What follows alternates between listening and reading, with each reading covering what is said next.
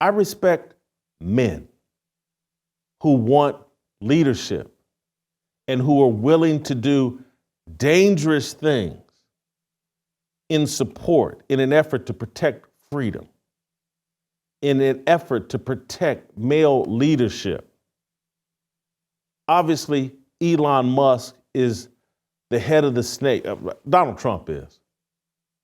But Elon Musk has fallen in behind him in the media lane.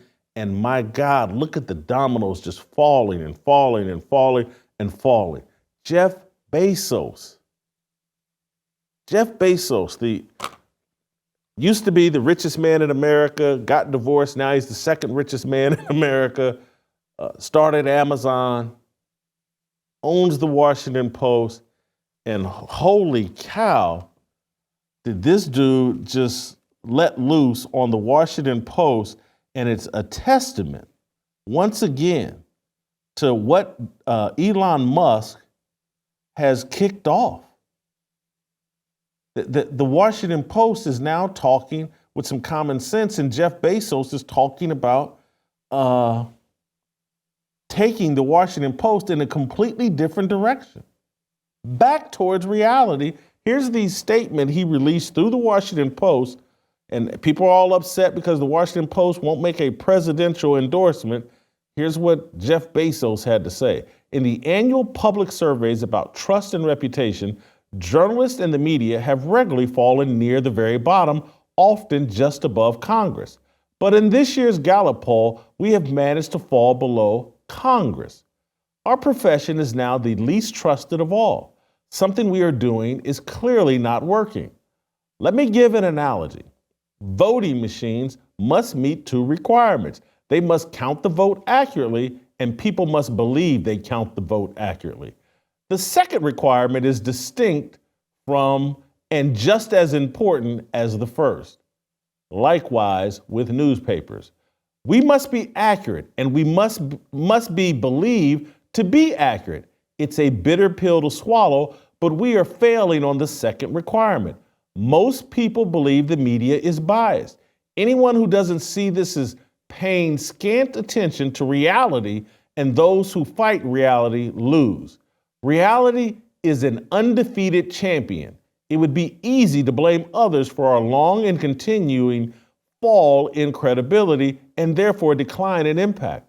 But a victim mentality will not help. Complaining is not a strategy. We must work harder to control what we can control to increase our credibility. Presidential endorsements do nothing to tip the scales of an election. No undecided voters in Pennsylvania are going to say, I'm going with newspaper A's endorsement. None. What presidential endorsements actually do is create a perception of bias, a perception of non-independence. Ending them is a principled decision, and it's the right one. Are you not? The wind is at our back. Now, I'm not saying it's over. I'm not saying we won. But powerful people, Elon Musk, super wealthy people, Elon Musk, Jeff Bezos, Mark Zuckerberg, they're all pivoting. That's how much wind is at our back. The people in power with the most money in America. Larry Ellison's right there in that group. He's a conservative, been a conservative, the guy that owns Oracle. So if you start talking about the four richest people in America, Bezos, Elon, Zuckerberg, Larry Ellison, either they're conservative or they're moving our direction. We're winning massively. Things are about to change. I think people are starting to understand we can't continue with these Orwellian lies.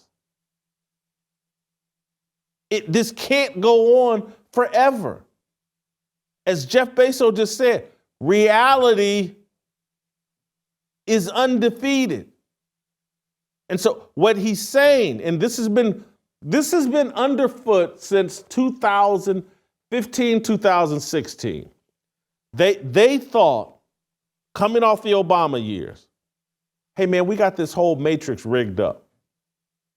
We're Facebook and Twitter, and this is Jack Dorsey's Twitter, Mark Zuckerberg's Facebook, and whoever owns Google. We got this all sold up, and we're going to move people into the matrix and into this fantasy world and this mob of lies that we've constructed, and everybody's going to make decisions based off of our lies. Did you know that 17 Christians are killed for their faith every day in Nigeria?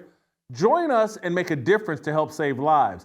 Visit equippingthepersecuted.org now to start your monthly donation, which will help create sustainable hope and take action to help protect an orphan or care for a widow. And what happened in 2016, this is why Hillary Clinton was overconfident, thought she was going to win. The Obama had pulled it off and shown everybody the way. We own the internet, and we're going to move all the American people into our matrix and maze, and we're going to control their thoughts, the whole 9 yards. And Trump comes along and says fake news, and the next thing, people's heads exploded. Holy cow, we had the whole system rigged up, and Trump beat Hillary. And then they doubled down in 2020. They said, okay, we thought the internet could deliver us what we wanted. We thought we had the conversation and everything sold up in a way that, we could just sell our lives. We could just tell people, hey, look, the police are killing unarmed black men. It's a genocide. Black men will be extinct by 2032. And they told that lie. And they had Jack Dorsey and Twitter, and they created all of these fake social justice warriors. Sean King, the white guy, pretending to be black. D. Ray McKesson, the gay dude that they made in charge of Black Lives Matter coming out of Ferguson and then running for mayor or something in Baltimore, and he couldn't pee a drop. They thought they had it all rigged up. And so then they said, well, we'll combine our social media rig job with cheating, and we'll install Joe Biden. And now on the other side of that, Trump has gotten stronger. Elon Musk got so fed up, he bought Twitter. And I was the main one arguing that Twitter is the ringleader of all of this. You gotta take Twitter down, and Jack Dorsey and the lies that were coming out of Silicon Valley from Twitter. Twitter was where all the lies got confirmed. On Twitter, everybody's going to pretend like they can't leave their house without getting shot by police if they're black. We'll even get LeBron James to say this over Twitter. And I was like, if you stop the media lies from being confirmed on Twitter, the lies will fall apart. Elon Musk coming in and taking over Twitter changed the conversation in the public square and made people have to start dealing with reality. And so the polling on Kamala Harris is so bad. And everybody can see like, oh my God, the matrix has been rejected. And this is what Jeff Bezos is getting at when he says like, no, look, our credibility keeps sinking lower and lower. They told us that they controlled what people thought, and our credibility would actually go up or it would stabilize. Instead, it's been just the opposite. And he's talking about, we don't have any impact anymore. That's why he used that word, that we're not taken seriously. The Washington Post, same thing's going on with the New York Times. They just have enough money to pretend like it's not going on. CNN, no one takes it. MSNBC, no one takes them seriously. There's a small niche of idiots and deranged people with Trump derangement syndrome. But the great mass of America doesn't take these institutions seriously. It shows up in the polling. The whole myth, no one bought Joe Biden 81 million votes. That's a rigged job. That's all mail-in balloting, where mothers and women and other matriarchs are filling out the ballots of dead people and their sons who don't care. Bezos, Musk, Zuckerberg, everybody with a brain is like, holy moly. These lies have not stuck. We're being rejected. All these promises that the Matrix promised, they cannot keep. And so they're pivoting. Help us grow the Fearless Army.